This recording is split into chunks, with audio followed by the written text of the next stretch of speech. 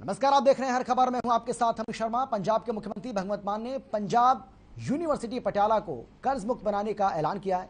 वहीं आप पार्टी के वरिष्ठ नेता डॉक्टर सनी सिंह अहलूवालिया ने कहा है कि मुख्यमंत्री भगवंत मान ने इस फैसले से पंजाब के नौजवानों को अच्छी और उच्च शिक्षा देने की उम्मीद जगाई है।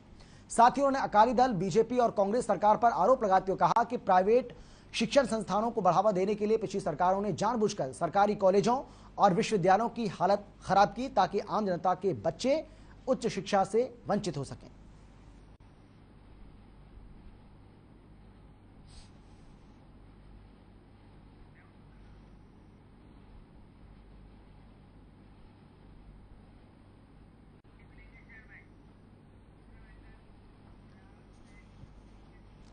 डिप्टी सीएम दुष्यंत चौटाला ने महेंद्रगढ़ का दौरा किया। डिप्टी सीएम ने ताऊ देवीलाल पार्क में पूर्व उप प्रधानमंत्री जननायक ताऊ देवीलाल की 11.25 फुट ऊंची मूर्ति का अनावरण किया।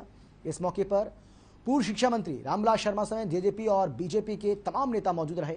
उन्होंने इस मौके पर पौधारोपण भी किया। इसके बाद पूर्व शिक्षा मंत्री रामविलास शर्मा के निवास पर जलपान कार्यक्रम में शिरकत की। साथ ही स्वर्णकार संघ की सोनी धर्मशाला की आधारशिला रखते हुए भूमि पूजन किया।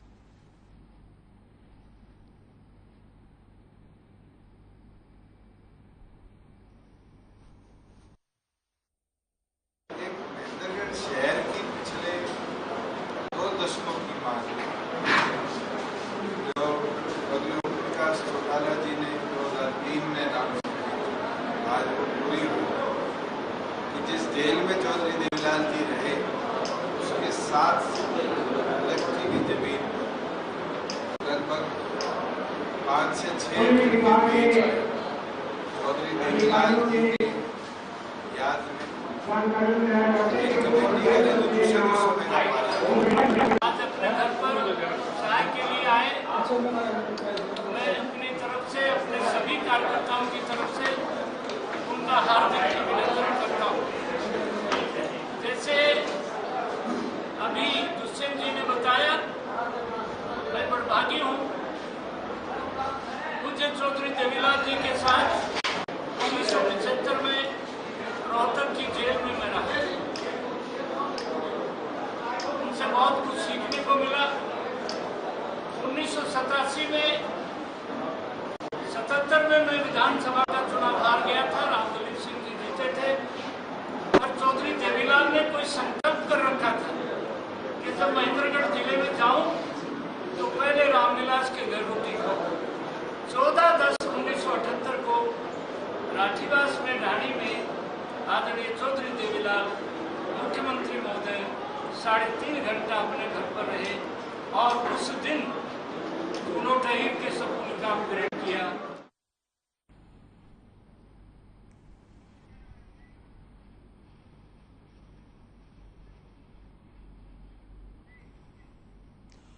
उप मुख्यमंत्री दुष्यंत चौटाला के कार्यक्रम को लेकर महेंद्रगढ़ की यादव धर्मशाला में कुछ सामाजिक कार्यकर्ताओं की बैठक हुई, जिसमें उन्होंने उप मुख्यमंत्री के सामने टूटे रोड का मुद्दा उठाया। लेकिन जैसे ही वो आगे बढ़ते हैं, पुलिस ने सामाजिक कार्यकर्ताओं को रास्ते में ही रोक दिया। पुलिस की बस में बैठाकर उन्हें वापस भेज दिया गया। यानी बताया जा रहा है कि इन सामाजिक कार्यकर्ताओं ने सड़कों का मुद्दा उठाने की कोशिश की थी, लेकिन वो इसमें कामयाब नहीं हो पाए। बात कराने के लिए पॉसिबिलिटी नहीं आपकी, और आप हैं तो आप बात करें।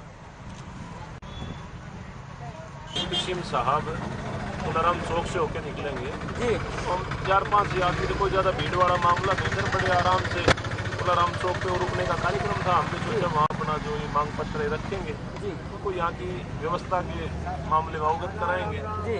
सबसे बड़ा दर्द ये है, सड़कें तो है ही, रोजाना 1-2 युवा साथी मर रहे हैं, उनके परिवार वाले, उनके हालात देखो कि घर के घर बंद होते जा रहे हैं। सरकार को कोई फर्क नहीं पड़ रहा इस चीज से। और सबसे बड़ा दर्द ये है कि अहीरों की, अहीरवाल की जो धरती है, यहाँ समस्त बिरादरी के सैनिकों ने, महेंद्रगढ़ जिले के अहीरवाल की धरती के सैनिकों ने देश के लिए अपनी शहादत दी और उसको नमन करने के लिए छोटी सी जगह मांग रहे हैं। उनको नमन करने के लिए रेजा या शहीद शौर्य स्मारक के रूप में कोई छोटा सा जमीन का 100, 200, 500 गज का टुकड़ा दे दें, वहाँ पे हमारे साथी, हमारे युवा बच्चे, आने वाली पीढ़ी उनको नमन कर सके। अब वो कभी कभी अगर कोई आदमी मन से विचार करे तो हमारे शहीदों की जो आत्माएं वो कभी ये सोचती तो होगी हमने दिन के लिए देश के लिए जान दे दी इनको बचाने के लिए, देश की अस्मिता के लिए, देश के लिए हम अपनी जान कुर्बान करके, ये हमें याद करने के लिए छोटी सी जगह तक देने के लिए।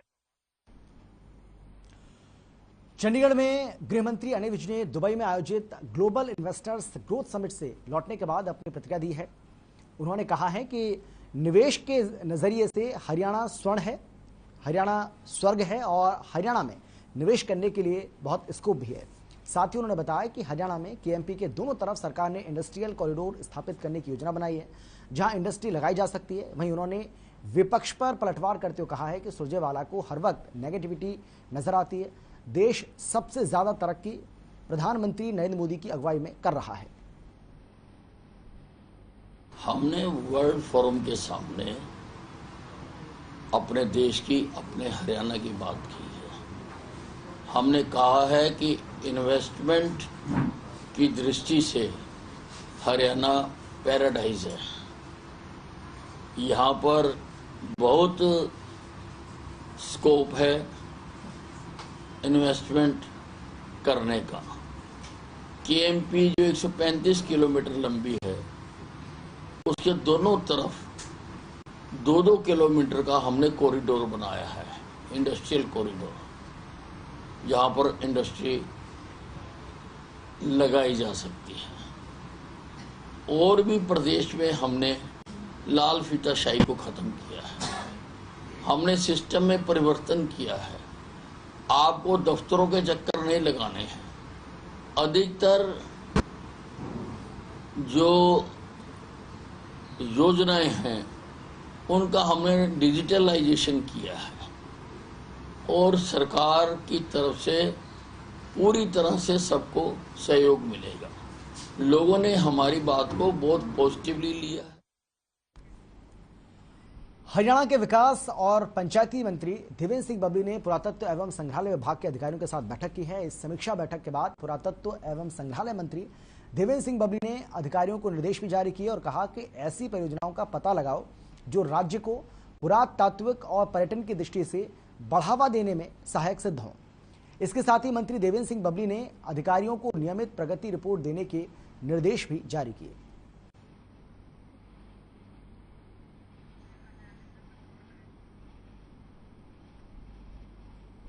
तो पुरातत्व और संग्रहालय विभाग के अधिकारियों के साथ ये बैठक की है। प्रगति रिपोर्ट देने के निर्देश यहां पर मंत्री देवेंद्र सिंह बबली ने की। एक्शन मोड में मंत्री देवेंद्र सिंह बबली इन दोनों नजर आ रहे हैं।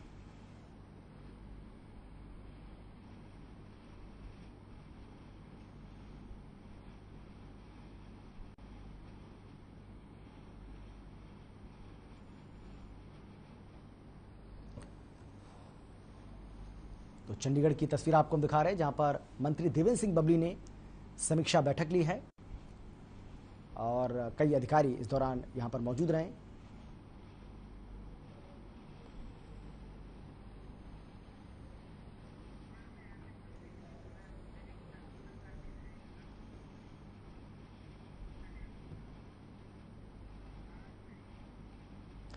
और अब खबर है यमुनानगर से, जहां वरिष्ठ आईएएस अधिकारी अशोक खेमका ने राजस्व विभाग के अधिकारियों पर आरोप लगाए हैं। वरिष्ठ आईएएस अधिकारी अशोक खेमका की चिट्ठी से बवाल मच गया। आपको बता दें कि इस चिट्ठी के बाद से पूरे हरियाणा में राजस्व विभाग के अधिकारी विरोध में उतर आए। आपको बता दें कि हरियाणा रेवेन्यू ऑफिसर एसोसिएशन ने गुरुवार को काली पट्टी बांधकर विरोध प्रदर्शन करने का फैसला लिया। एसोसिएशन के पदाधिकारियों का कहना है कि वरिष्ठ आईएएस अधिकारी ने जो आरोप लगाए हैं वो बेबुनियाद हैं।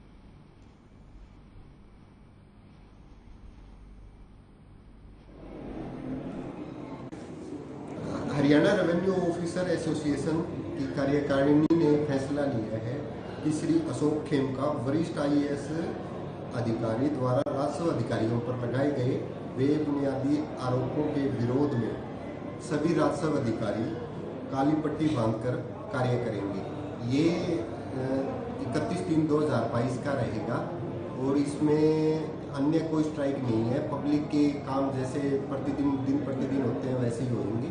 उसमें केवल काली पट्टी बांधकर विरोध प्रदर्शन किया जाएगा।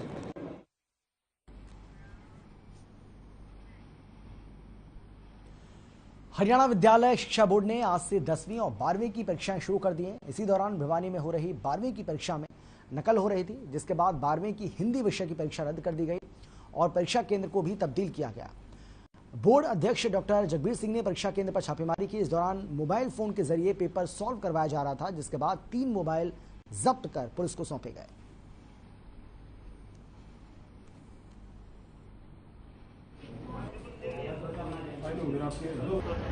सीनियर सेकेंडरी स्कूल मंडौरी कला का चेयरमैन भाई ने निरीक्षण किया।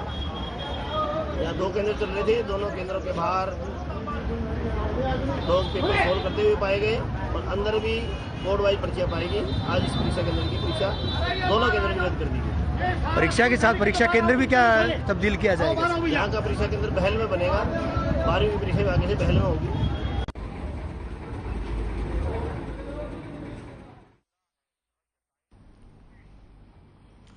पलवल में 12वीं कक्षा का हिंदी का पेपर हुआ और पहले दिन ही हिंदी की परीक्षा में 15 छात्र नकल करते हुए पकड़े गए। इस दौरान सेंटर्स को चेक करने गई फ्लाइंग टीम ने 15 छात्रों को नकल करते हुए पकड़ा। इन 15 छात्रों के खिलाफ केस दर्ज किया गया।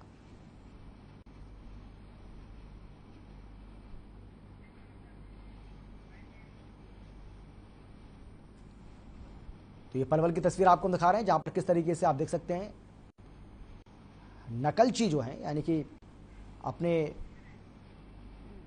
किसी का भाई किसी की बहन जो भी पेपर देने के लिए पहुंचा, उनको किस तरीके से यहां पर नकल के जरिए मदद करने की कोशिश की जा रही है, उसकी तस्वीरें आपको हम दिखा रहे हैं।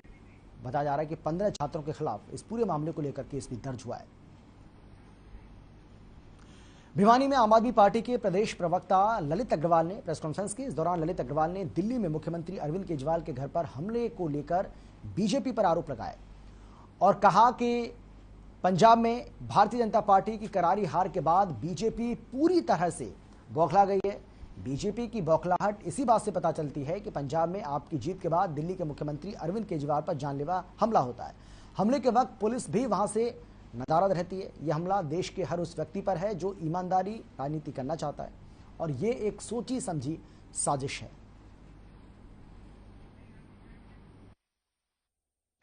आज दिल्ली में माननीय मुख्यमंत्री श्री अरविंद केजरीवाल जी के घर पर भाजपा के गुंडों द्वारा हमला किया गया। इस हमले में दिल्ली पुलिस भी साथ थी और उन्होंने सीसीटीवी कैमरे तोड़वाए, बूम कैरियर तोड़वाए और भाजपा के गुंडे अरविंद केजरीवाल जी के घर तक पहुंच गए और दरवाजा तोड़ने की कोशिश करी। इस सारी बात के पीछे भाजपा की जो बौखलाहट है उसका पता लगता है। जिस तरह से दिल्ली में 3 बार आम आदमी पार्टी ने भाजपा को हराया और उसके बाद पूरी कोशिशों के बावजूद भी भाजपा पंजाब में अरविंद केजरीवाल जी को रोकने में असफल हो गई और पंजाब की जीत के बाद जिस तरह से पूरे देश के अंदर, हरियाणा के अंदर, हिमाचल के अंदर, गुजरात के अंदर, राजस्थान के अंदर सभी जगह पर पूरे देश की जनता आम आदमी पार्टी से जुड़ना चाहती है। हर रोज हर एक कार्यकर्ता और पदाधिकारी के पास सैकड़ों फोन आ रहे हैं, सदस्यता मांगी जा रही है। इन सब बातों से घबराकर भाजपा ने अरविंद केजरीवाल को मारने की साजिश रची है।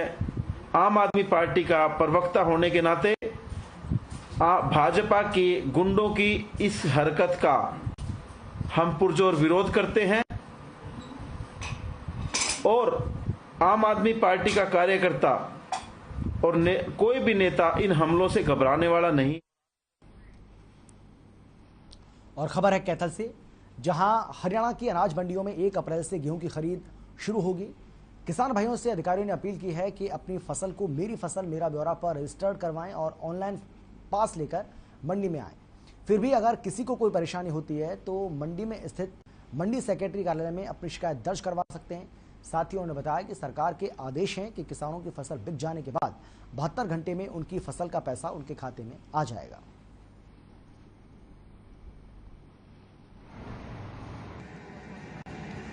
ऐसे है, आरती तो हमेशा तैयार रहना जी। सरकार ने जो कहा है ना 1 तारीख से परचेज स्टार्ट है, वैसे 1 तारीख से अभी कनक आनी शुरू नहीं हुई है। कई डिस्ट्रिक्ट में, जैसे हमारा कैथल डिस्ट्रिक्ट है, अभी तक कैथल डिस्ट्रिक्ट के टेंडर भी नहीं हुए। तैयारी कैसे होगी जब टेंडर ही नहीं हुए। और हमारी आड़तियों की और सबकी जगह एक डिमांड रखी थी हमने सीएम साहब से कि जो भी मंडी स्वयं रूप से ट्रांसपोर्टेशन का कार्य करना चाहे तो ट्रांसपोर्टेशन का कार्य उन्हें दिया जाए। और जो तैयारियों की बात है, मैं तो नहीं मानता सरकार जो कह रही है अभी तैयारियां हैं। तैयारियां तो ये होती है कम से जो काम 15 दिन पहले हो जाना चाहिए था वो अब तक नहीं हुआ। गेहूँ की खरीद सरकार कह रही है 1 तारीख से शुरू कर रही है, लेकिन मेरे को लगता है कि सरकार की तरफ से कोई तैयारी है। यहाँ पर मंडी में कोई सफाई व्यवस्था नहीं है, अभी तक तो कोई टेंडर नहीं छोड़ा। नहीं पहले क्या होता था, रणदीप सिंह सुरजेवाला के टाइम में 1 महीना पहले सारे एफड, DFSC, FCI सबकी मीटिंग अफसरों की बुला के, खुद रणदीप सिंह सुरजेवाला जी और मंडी वाले की एसोसिएशन को बुला के उनको 1 महीना पहले टेंडर किया जाता था। और टेंडर करके बारदाना जो जिसकी आड़ती के 50,000 गट्टे आते हैं उसको 70% 80% पहले ही उपलब्ध कर रहा है। लेकिन 29 तारीख होगी, आज तक तो एक बारदाने की गांठ नहीं आई। कहाँ तक तैयारी है? ये सब झूठ है, कोई तैयारी सरकार की अभी तक। और अब खबर है गुरुग्राम से, जहां दिल्ली जंक्शन से बाड़मेर के बीच एक नई ट्रेन चलाई जाएगी। दरअसल लोगों ने बार बार इसकी मांग रेलवे सलाहकार समिति के सदस्य डॉक्टर DP गोयल से की थी, जिसके बाद डॉक्टर DP गोयल ने Delhi Barmer superfast express train को वाया गुरुग्राम चलाने के लिए हरी झंडी दिखाकर लोगों को एक बड़ा तोहफा दिया। ये ट्रेन हर शुक्रवार और मंगलवार को दिल्ली से दोपहर 3:40 पर चलेगी और गुरुग्राम होते हुए अगले दिन सुबह 6:30 बजे बाड़मेर पहुंचेगी।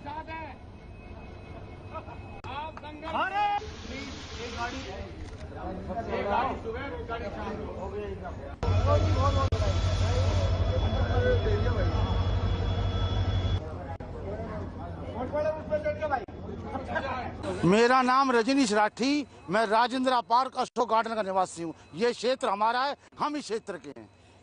आज जो ट्रेन चलाई गई है, हाँ जी, कितना फायदा देख रहे हैं स्थानीय निवासियों? फायदा 100%।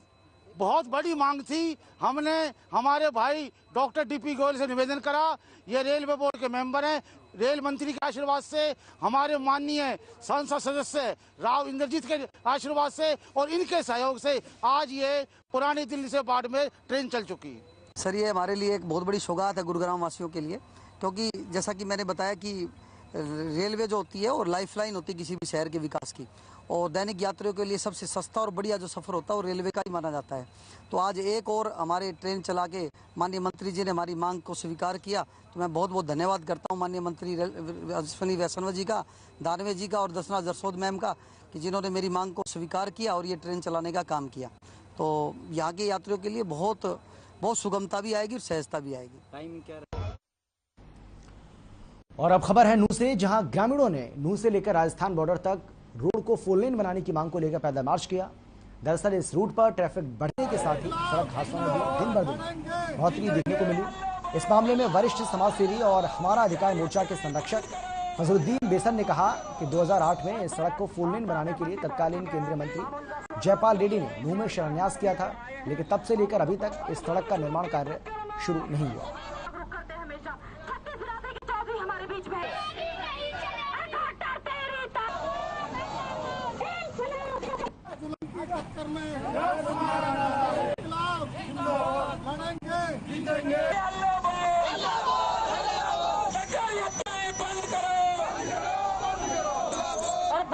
आफ्ताब अहमद भी पहुंच चुके हैं, हम उनका स्वागत करते हैं। इस रोड पर हमारे लिए वो आए हैं, हम उनको जुल्म की टक्कर में जागरूक करते हैं हमेशा। 36 बिरादरी के चौधरी हमारे बीच में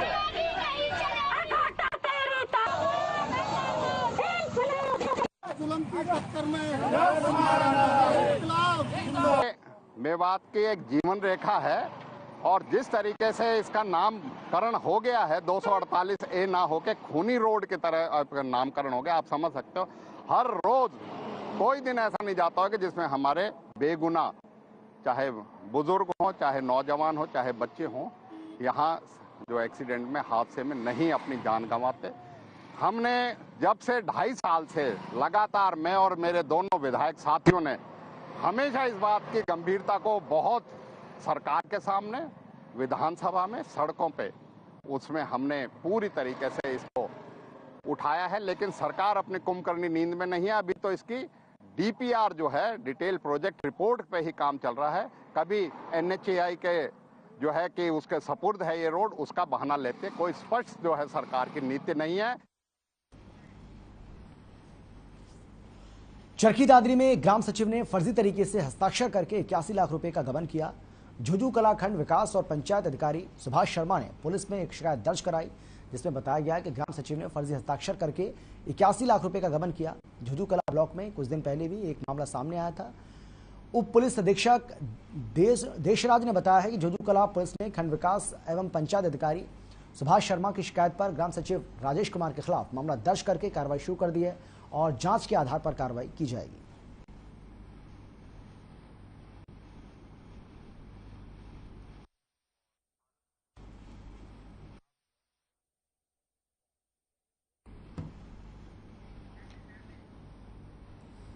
चरखी दादरी की ये तस्वीरें जहां पर गबन का मामला सामने आया है। आपको बता दें कि यहां पर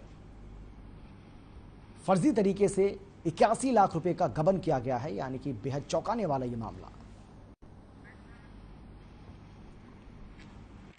कलाकार जो गबन का मामला है, राजेश ग्राम शिव यहाँ होता था, जो कि जिस साहब ने पट्टा की राशि जमा न करने के फलस्वरूप उसको सस्पेंड कर दिया गया था।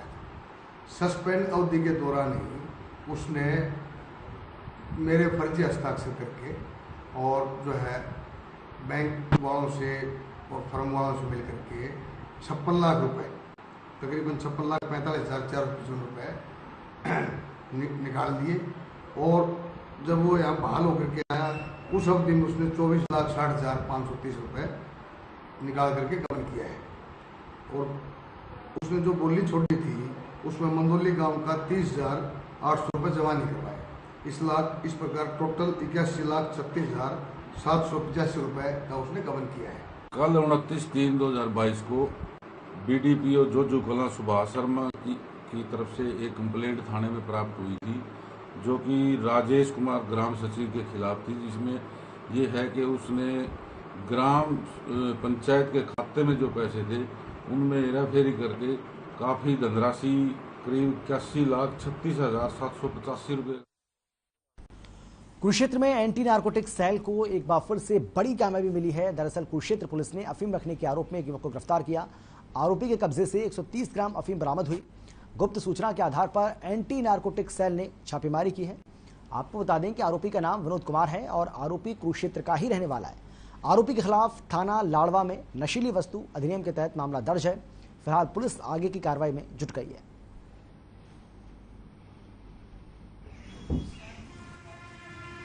एंटी नारकोटिक सेल कुरुक्षेत्र की टीम ने मुखबरी के आधार पर एक आरोपी विनोद कुमार वासी बदरपुर को कल निवासी मोड़ से गिरफ्तार किया, जिसके पास से 130 ग्राम अफीम प्राप्त हुई है। जो आरोपी गैस एजेंसी की एक गाड़ी पे ड्राइवर का काम करता था। गुप्त सूचना के आधार पर यह रेड की गई। आगे तफ्तीश जारी है। सूरजकुंड मेले के अंदर जूस की दुकान में आग लग गई। आपको बता दें कि शॉर्ट सर्किट की वजह से जूस मशीन में आग लगी थी। मौके पर मौजूद लोगों ने फायर सिलेंडर से आग को बुझाया, जिससे एक बड़ा हादसा होने से टल गया। आग लगने की सूचना सूरजकुंड मेला अथॉरिटी को दी गई। फरीदाबाद की तस्वीर आपको हम दिखा रहे हैं, जहां पर सूरजकुंड मेला चल रहा है और इसी दौरान बताया जा रहा है कि एक जूस की दुकान में अचानक से आग लग गई।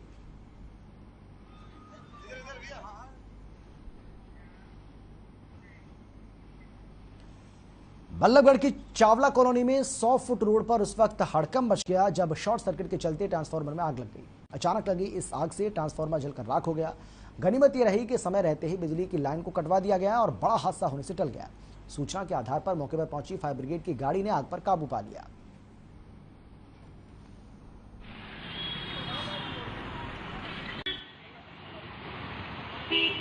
ट्रांसफार्मर में आग लगी थी। हमें किसी के द्वारा सूचना मिली। हमने सूचना मिलने पे लाइन कटवा दी और लाइन कटवाने के बाद में यहाँ आके फायर ब्रिगेड को इंटीमेट कर दिया। इसकी आग बुझा दी गई। इसको चेक करेंगे मैं क्या दिक्कत है, कोई ट्रांसफर ठीक हो सके।